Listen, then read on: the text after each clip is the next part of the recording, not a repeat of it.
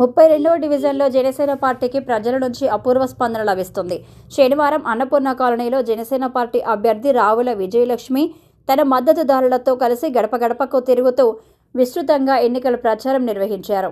ఓటర్లను నేరుగా కలుసుకుంటూ గాజు గ్లాసు గుర్తుకు ఓటు వేసి అభ్యర్థికి బాట వేయాలని పిలుపునిచ్చారు. ప్రచార కార్యక్రమంలో మహిళలు పెద్ద సంఖ్యలో పాల్గొని తమ మద్దతును ప్రకటించారు.